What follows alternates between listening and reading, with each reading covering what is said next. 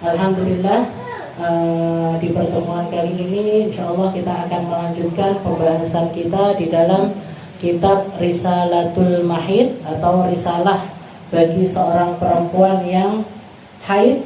Dan semua perempuan rata-rata pastinya mengalami ini setiap bulan dan menjadi tanda kenormalannya seorang perempuan. Justru kalau perempuan nggak haid malah justru bahaya.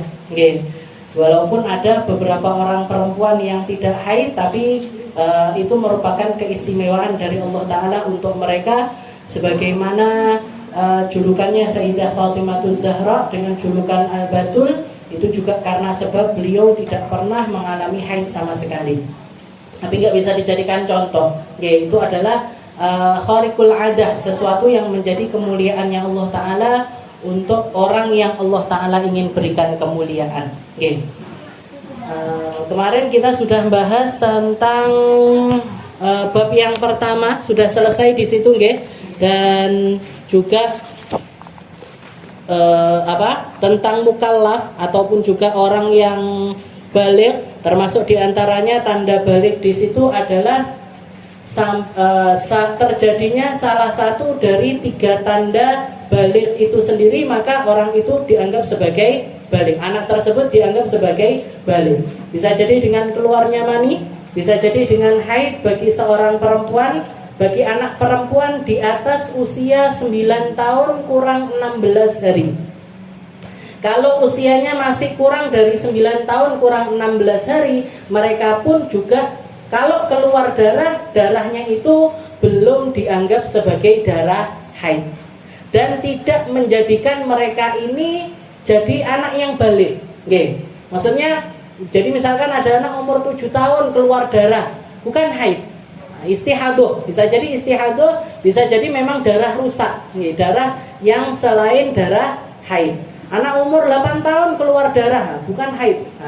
Jadi yang darah yang keluar dari anak perempuan yang dianggap sebagai tanda baligh mereka adalah ketika mereka menginjak usia 9 tahun kurang 16 hari dengan tanggalan Hijriyah, bukan dengan tanggalan Masehi.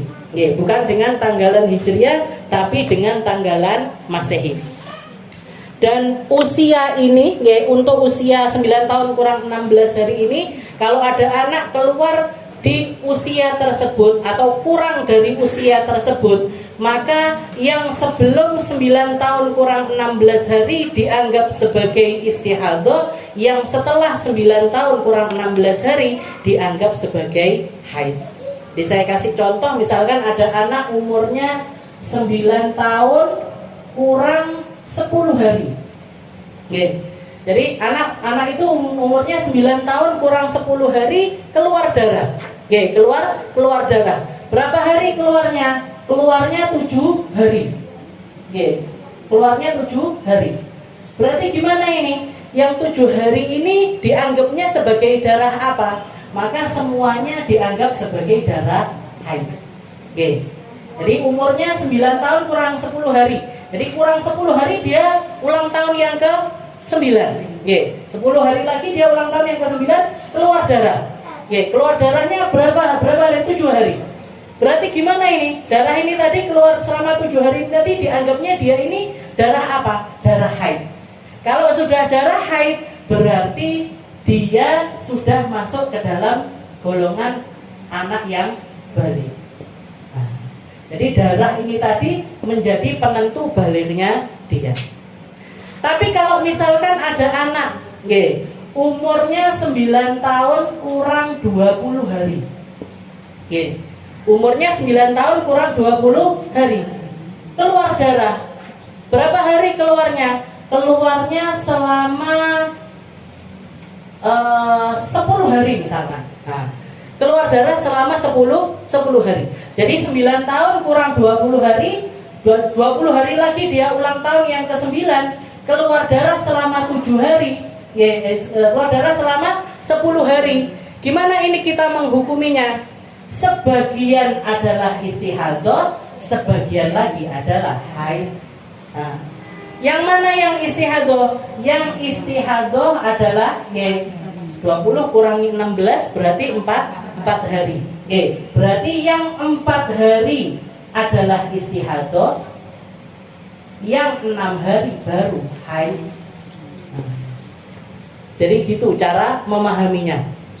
Jadi anak-anak perlu ditanyakan. Ayo, siapa yang tahu ulang tahunnya? Apalagi sekarang kita sudah canggih. Kalau kita ulang tahun, tanggalnya kita Masehi, ya kita masukkan tanggalnya, bulannya, tahunnya. Nanti langsung keluar. Oh, berarti Masehinya segini. Oh, berarti Hijriahnya segini. Jangan tanyakan, dijadikan istilahnya, dijadikan pengetahuan untuk mereka ini buat apa-apa. Ayo, tugasnya hari ini karena kita belajar bab tentang haid ini, ayo semuanya masing-masing cari tahu. Cari tahu bukan cuma ulang tahun Hijriahnya, bukan cuma ulang tahun Masehinya, tapi ulang tahun Hijriahnya juga tahu. Jadi cara memahaminya seperti ini. Jadi minimal usia haidnya perempuan adalah 9 tahun kurang 16 hari dengan Qamariyah takribiyah berarti ini. Jadi pakainya itu pakai tanggal Qamariyah, pakai tanggal Hijriah. Nah, biar kita tahu, karena anak usia 8 tahun itu kan sudah mulai mendekati, mulai mendekati. Ayo nanti dikasih tanda ya. Kalau misalkan keluar darah sebelum tanggal ini, berarti itu belum bisa dianggap sebagai haid.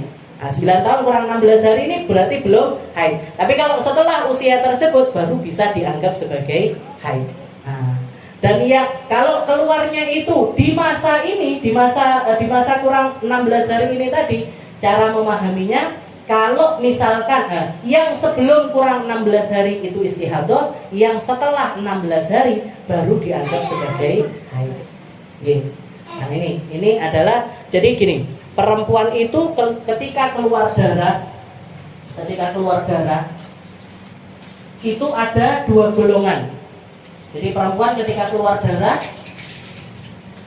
itu ada 2 golongan. Kalau untuk mereka yang pertama kali haid, yang perlu diketahui atau yang perlu dilihat adalah usia. Kalau usianya sudah masuk kriteria perempuan yang bisa haid, maka dia dianggap sebagai perempuan haid. Tapi kalau belum, maka belum dianggap sebagai perempuan haid. Tapi kalau untuk yang sudah haidnya itu berulang, kayak kita ini haidnya sudah berulang, maka ketika kita keluar darah, yang kita lihat, yang kita hitung adalah masa suci. Nah, kalau yang pertama kali haid yang dilihat usianya, kalau yang sudah haidnya itu berulang, ketika keluar darah, yang dihitung adalah masa suci. Berapa minimal masa suci? 15 hari, 15 malam. 15 hari, 15 malam. Kalau misalkan kita keluar darah dan masa suci kita ini kurang dari 15 hari 15 malam, maka yang sebelum 15 hari ini tadi dianggap sebagai istihadah. Yang setelah 15 hari baru dianggap sebagai haid. Jadi sama, kalau ini tadi usia gitu, yang sebelum kurang 16 hari dianggap sebagai istihadah, yang setelah 16 hari baru dianggap sebagai haid. Jadi ketika perempuan keluar darah, itu kalau untuk pertama kali keluar, untuk haid yang pertama kali, maka yang dilihat adalah usia. Kalau usianya 9 tahun kurang 16 hari, yang sebelum 9 tahun kurang 16 hari adalah istihadah, yang setelah 9 tahun kurang 16 hari baru dianggap sebagai haid. Tapi kalau perempuan yang sudah berulang haidnya, sudah berkali-kali haid, ketika kita keluar darah, yang dilihat apa? Yang dilihat adalah masa suci. Dihitung. Saya suci kemarin, bulan kemarin tanggal berapa ya? Nah, kalau dihitung 1 sehari 2 hari, misalkan Oh, saya suci tanggal 1 Januari jam 1 siang. Oke, mau sholat duhur saya jam 1 darahnya berhenti, maka saya mandi suci. Ya sudah, berarti jam 1 siang tanggal 1, tanggal 2 jam 1 siang sehari. Tanggal 3 jam 1 siang 2 hari.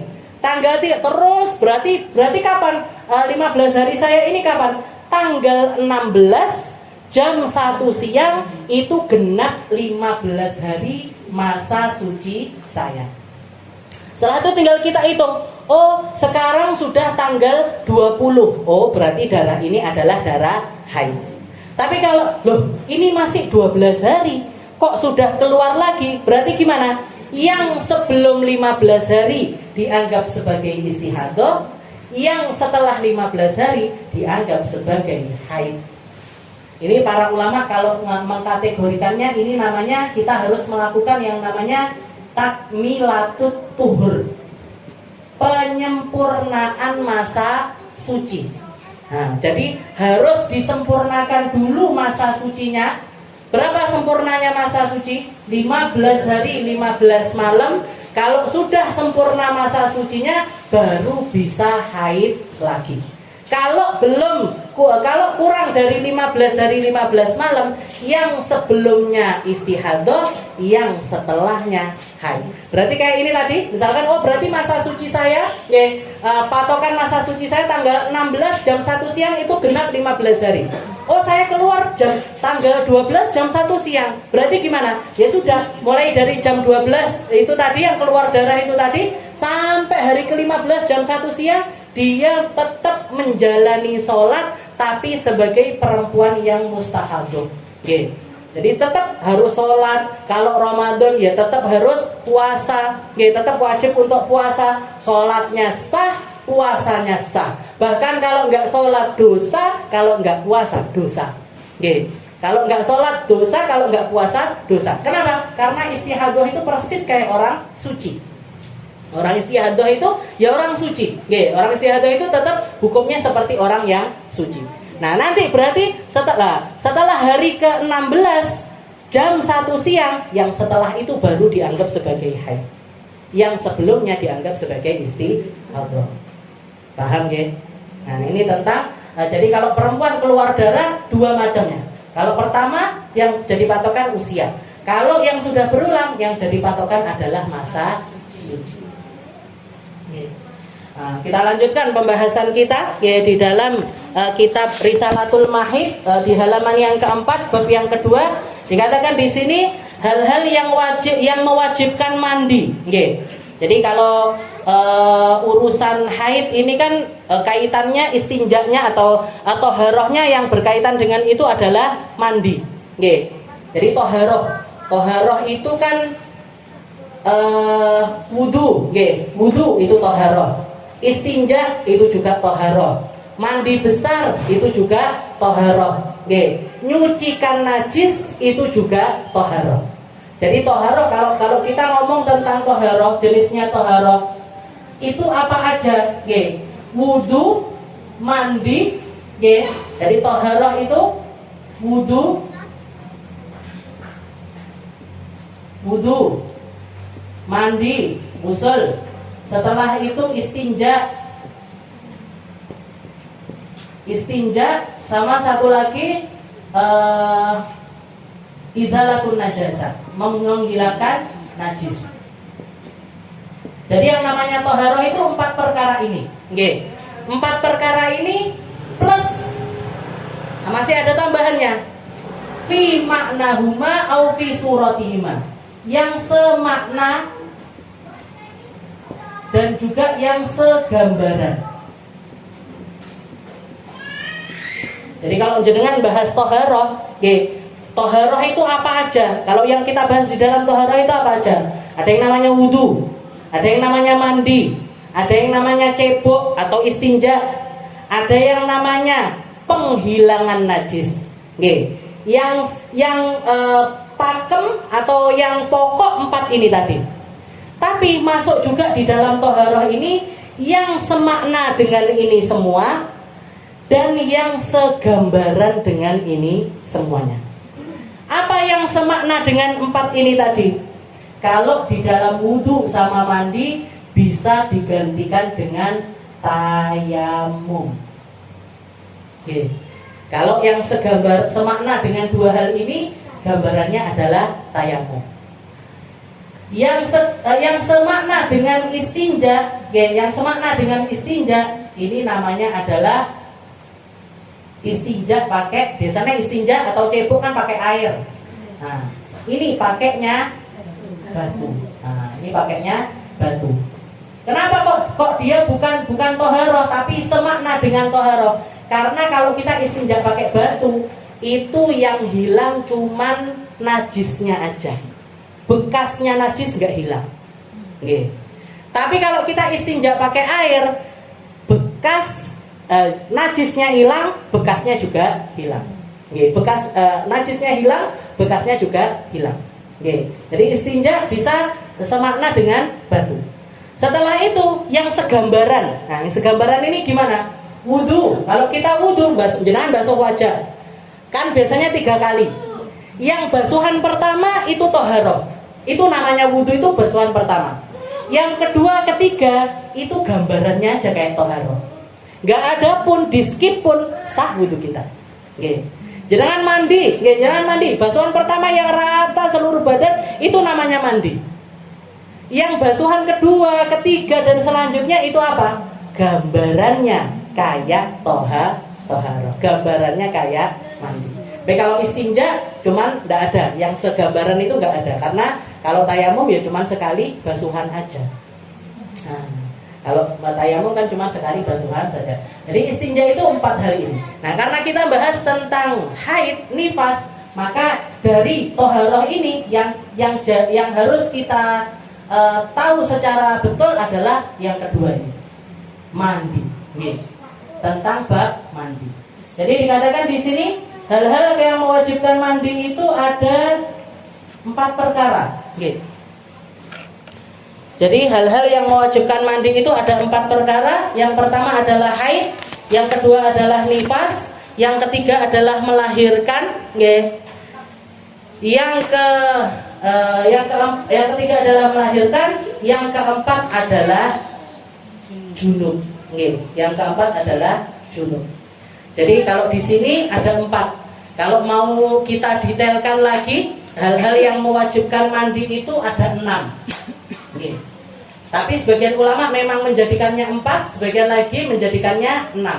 Kalau yang 6 ini ditambahi dengan apa? Junub. Untuk junub ini itu disendirikan.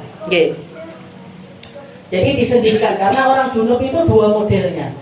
Dengan jima atau bersenggama, jadi iltiqaul khitanain, kalau katanya Rasulullah, bertemunya 2 kelamin yang pernah dikhitan. Kelaminnya laki, kelaminnya perempuan yang pernah berkhitan, maka ini mewajibkan mandi. Biltiqaihima, jadi hanya dengan bertemu aja itu sudah langsung wajib mandi. Mau keluar mani, nggak keluar mani, wajib mandi.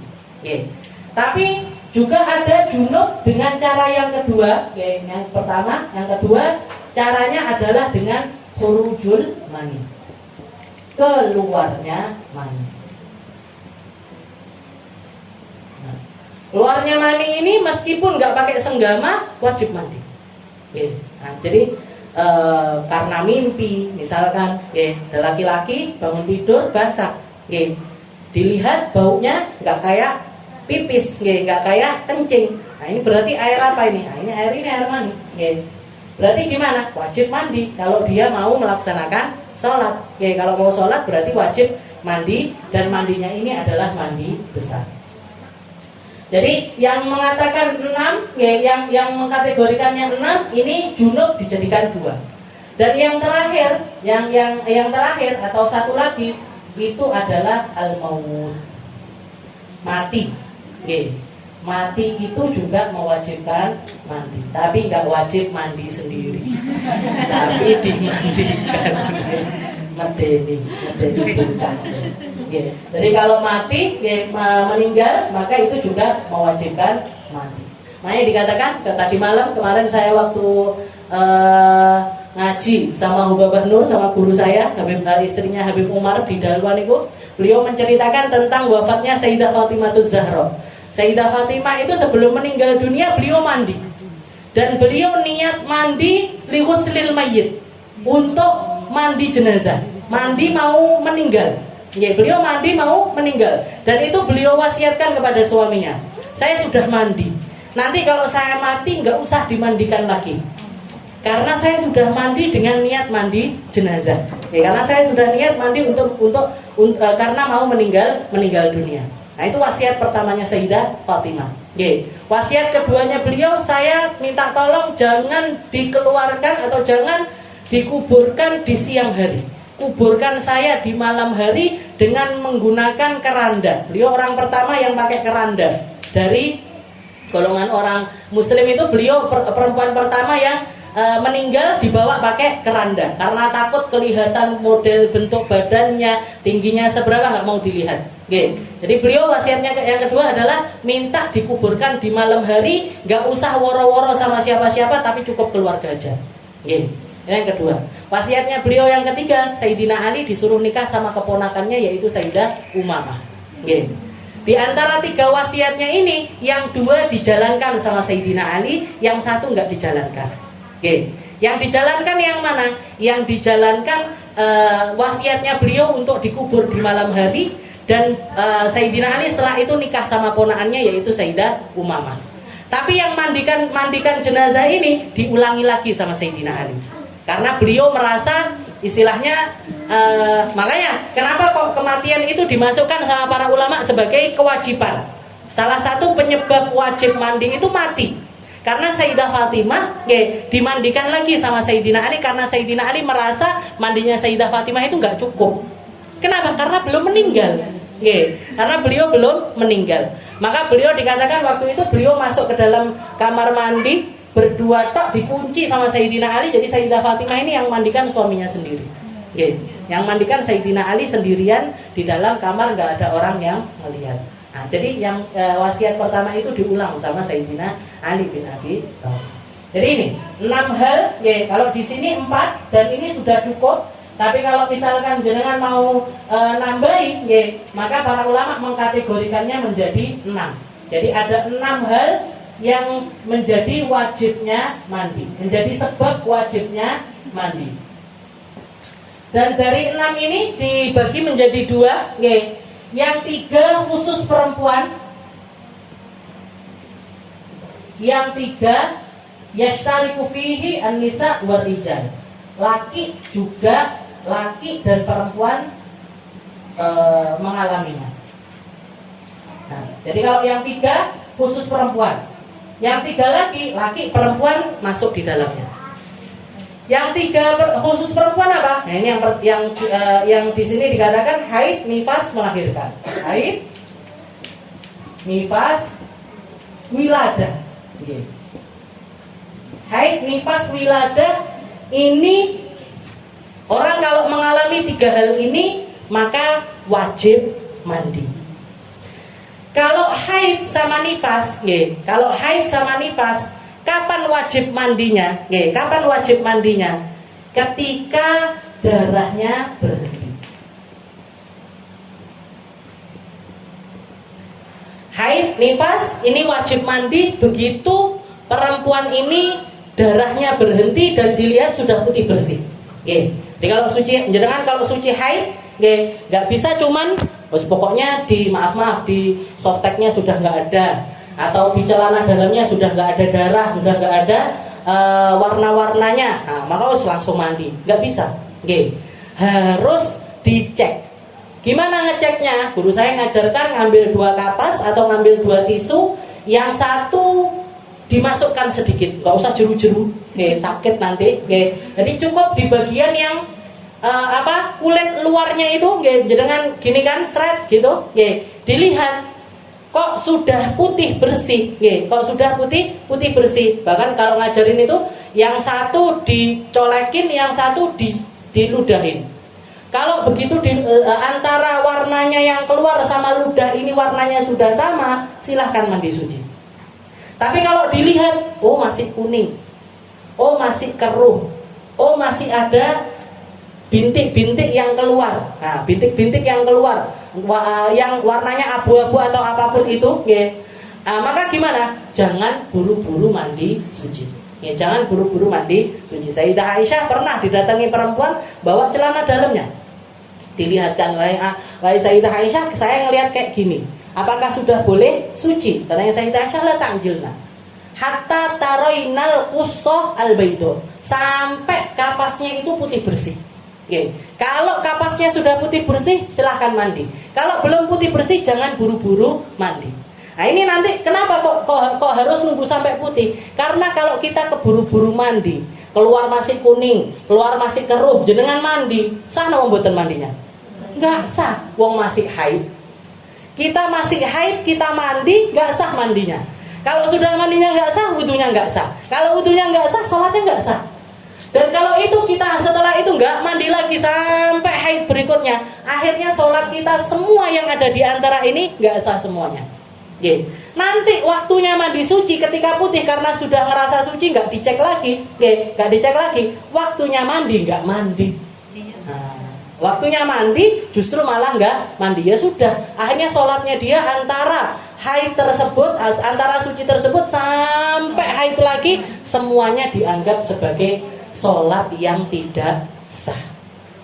Makanya kudu hati-hati banget, nggih. Ketika kita suci haid, ketika kita suci nifas, ini patokannya boleh mandi ini kapan? Begitu darah itu berhenti. Dan yang kita lihat adalah putih bersih. Yang kita lihat adalah warna putih bersih. Maka silahkan, atau kering, sudah nggak ada apa-apa lagi, maka silahkan mandi suci. Tapi kalau untuk mandi wiladah, mandi setelah melahirkan, mandi setelah melahirkan, ini kapan kita wajibnya mandi? Kapan kita wajibnya mandi? Kalau setelah melahirkan ini darahnya berhenti. Jadi begitu orang lahiran 1 jam 2 jam kemudian bersih, wajib mandi wiladah. Wajib mandi wiladah untuk apa? Untuk sholat. Tapi rata-rata perempuan biasanya setelah melahirkan kan bablas nifas, gitu. Saya belum pernah, tapi beritanya seperti itu. Biasanya habis melahirkan itu langsung bablas nifas. Berarti gimana? Perlu mandi wiladah atau betul? Tidak perlu. Tidak usah dipaksa orang harus mandi wiladah. Mandi wiladah keluar darah kok mandi wiladah. Jadi mandi wiladah ini dilakukan kalau setelah lahirnya bayi itu inqata'ad dam, darahnya putus. Darahnya putus, dia wajib mandi, habis itu sholat.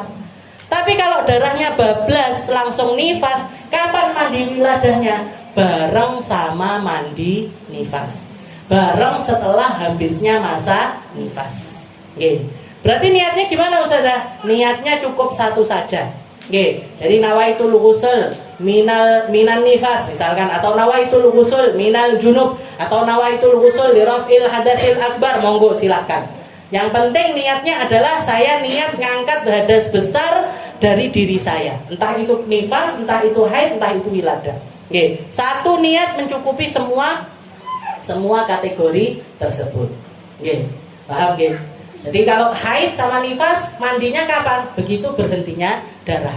Mandi wiladah, siapa orang yang melaksanakan mandi wiladah ini? Yang setelah melahirkan darahnya berhenti. Tapi kalau darahnya bablas, maka nggak ada mandi wiladah untuk mereka. Mandi wiladahnya nanti setelah selesai dari nifas. Ini yang 3 khusus untuk perempuan. Ya sudah pasti, laki nggak mungkin haid, nggak mungkin nifas, nggak mungkin melahirkan, nggak mungkin melahirkan. Terus yang 3 yang yashtariku fihi rijal wan nisa, yang laki juga mengalami, perempuan juga mengalami apa? 3 lainnya ini tadi. Jadi jima, atau iltiqaul khitanain, bertemunya 2 kelamin. Nah, setelah itu juga bertemunya kelamin ini mau dia laki perempuan wajib mandi, laki juga wajib mandi, perempuan juga wajib mandi. Maaf. Jadi saya jelaskan, ini juga dijelaskan sama para ulama fikih. Karena orang sekarang kan dulu kita nggak istilahnya, masuk enek. Ini ternyata kan banyak, okay. Jadi istilahnya yang masuk dalam kategori jima ini bukan. Jadi orang melakukannya dengan halal wajib mandi, orang melakukannya dengan haram juga wajib mandi. Okay. Mau itu di kemaluan depan ya wajib mandi, di kemaluan belakang juga wajib mandi. Okay. Jadi jima ini dengan semua modelnya jima istilahnya. Ini wajib mandi. Setelah itu yang kedua adalah khurujul mani, keluarnya mani. Dan untuk keluar mani ini, ada. Jadi orang kan keluar mani itu nggak selalu dengan jima, nggak selalu dengan jima. Keluar mani ini yang mewajibkan mandi itu yang bagaimana? Dikatakan sama para ulama ayakuna mani syakhsi nafsi. Syaratnya mani yang keluar yang mewajibkan mandi ini maninya sendiri. Dan yang kedua adalah ayakuna kharij minhu awwala marrah. Keluar pertama. Jadi yang mewajibkan mani yang mewajibkan mandi itu adalah yang kalau maninya itu maninya dia sendiri, dan yang keluarnya itu mani mana sih yang mewajibkan mandi ini sudah semua istilahnya. Jadi saya ngomongnya belak-belakan mawon Jadi orang ketika keluar mani itu kan duf'ah ba'da duf'ah. Keluarnya itu kan sekali, 2 kali, 3 kali, atau berkali-kali, istilahnya gitu. Ini yang mewajibkan mandi ini yang mana? Yang pertama kali, yang keluar pertama kali, duf'ah al-awwal, itu yang mewajibkan mandi. Yang kedua, ketiga, ngikut istilahnya gitu. Nah, terus kalau yang dimaksud dengan maninya sendiri ini gimana? Maaf. Jadi kadang-kadang, yang masalah yang banyak terjadi itu, misalkan perempuan,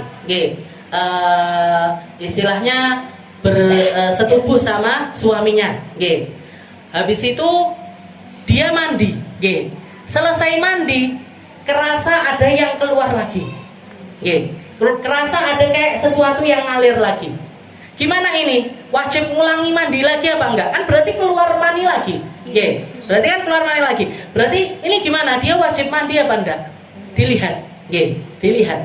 Kalau misalkan maaf ketika dia bersenggama ini suami keluar, perempuan juga keluar, istrinya juga keluar, maka sudah bisa dipastikan itu mani nyampur, laki perempuan. Berarti gimana? Wajib mandi lagi.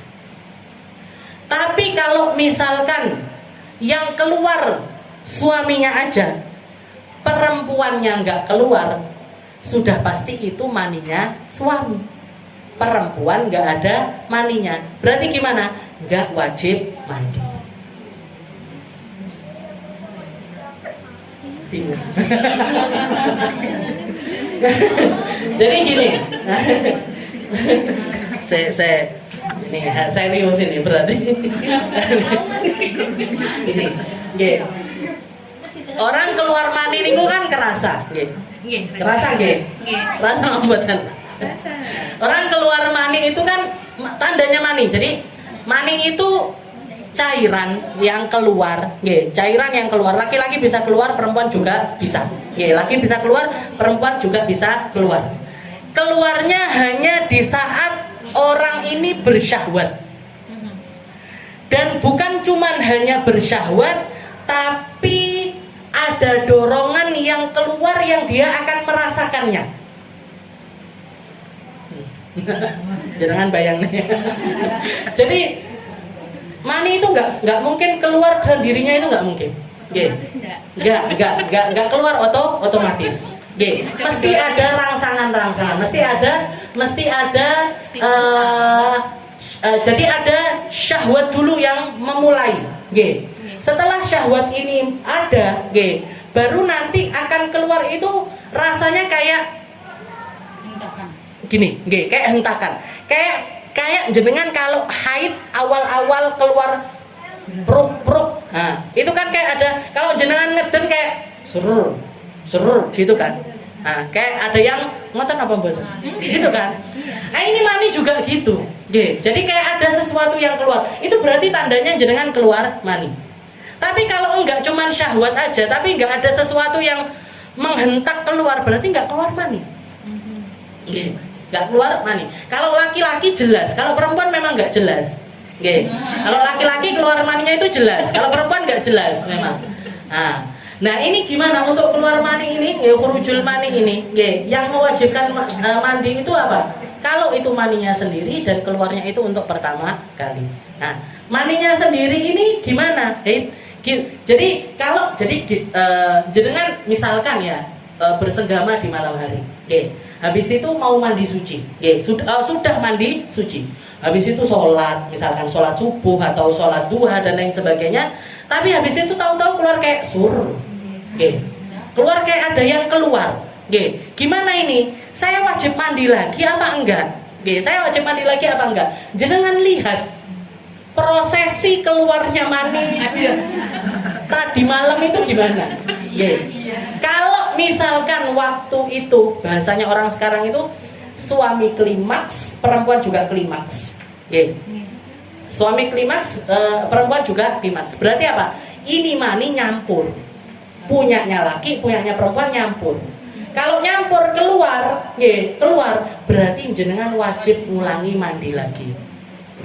Karena itu bareng, punyanya berdua terus keluar.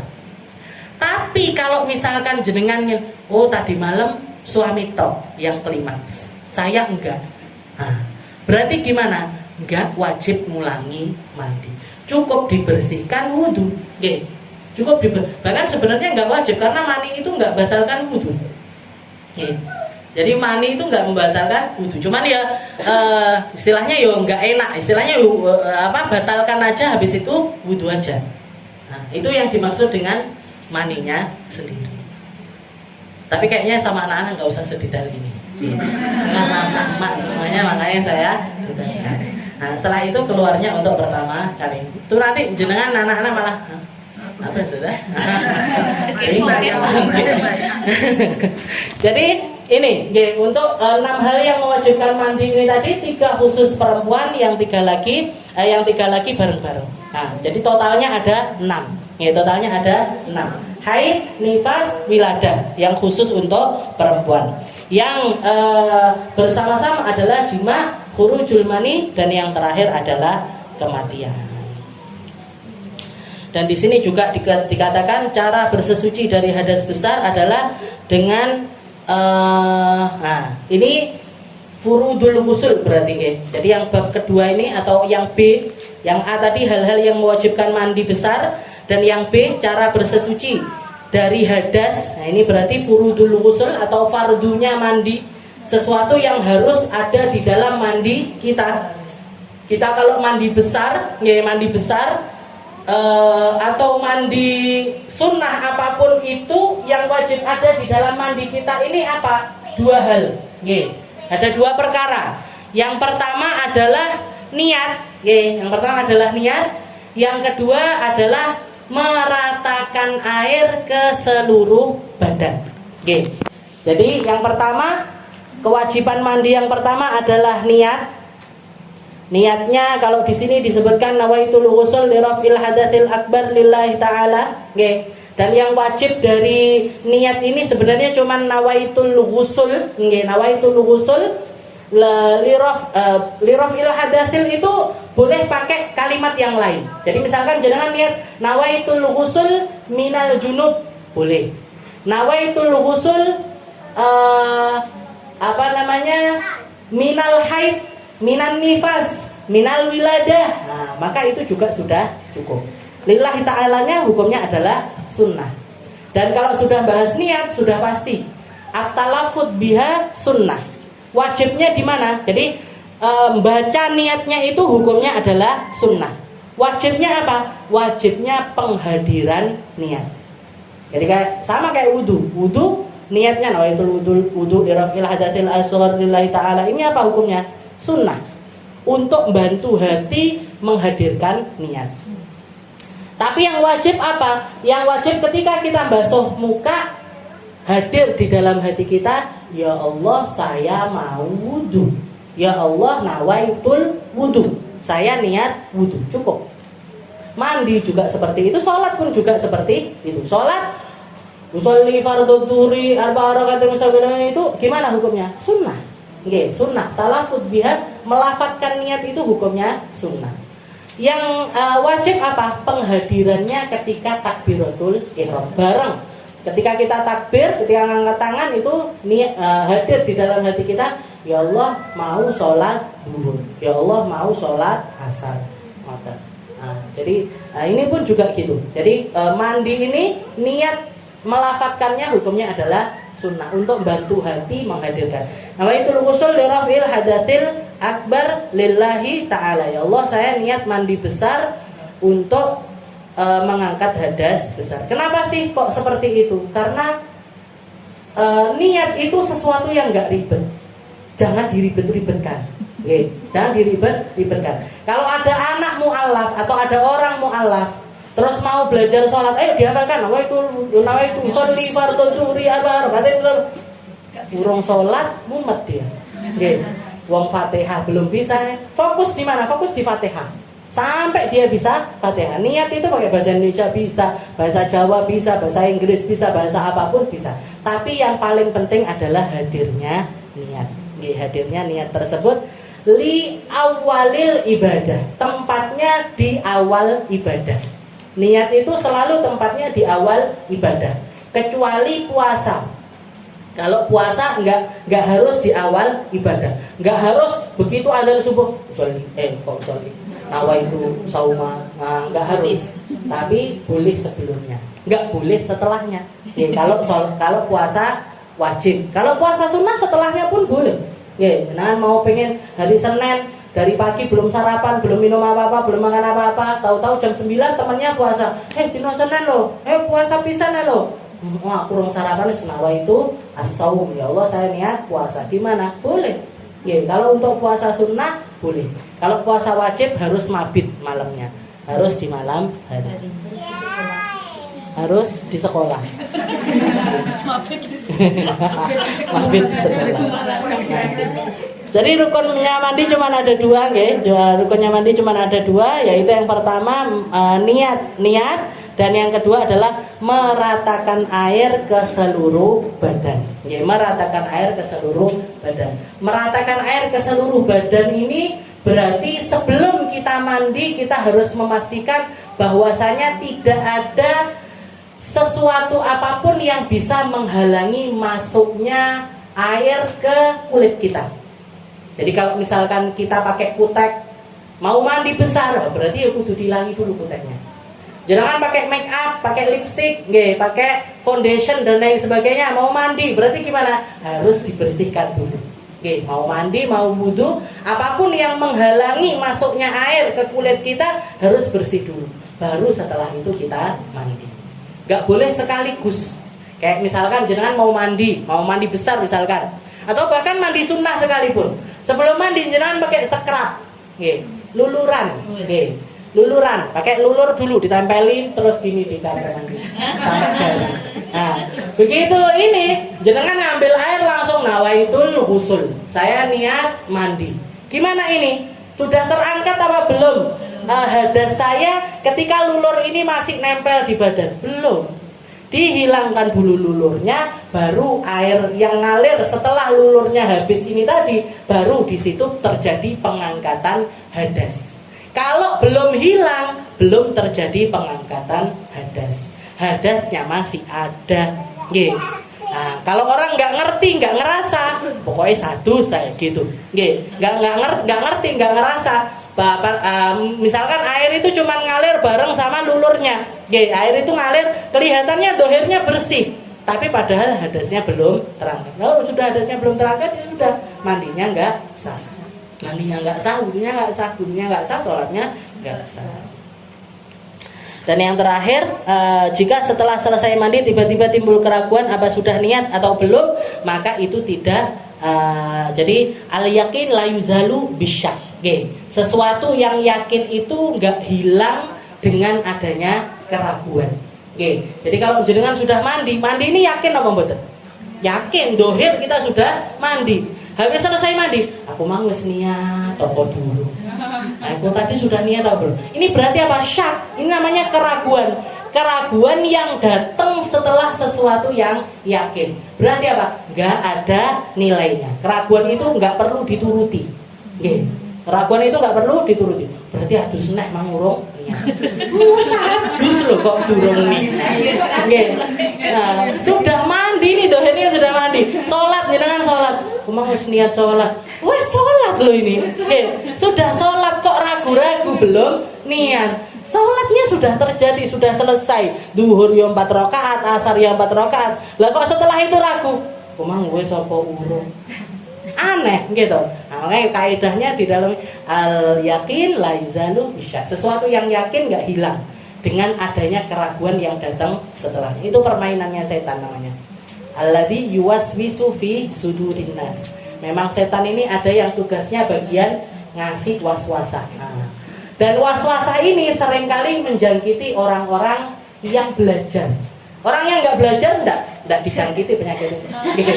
Orang yang nggak belajar fikih, nggak mendalami fikih, nggak ada istilah waswas itu nggak ada. Ngapain dong dia sudah mesti nggak sahnya?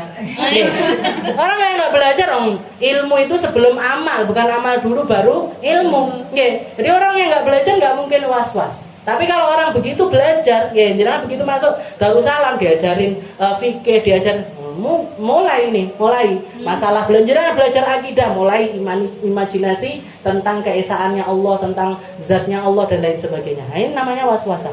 Nah, waswasa itu jangan pernah dituruti. Jadi gimana jawabnya? Enggak.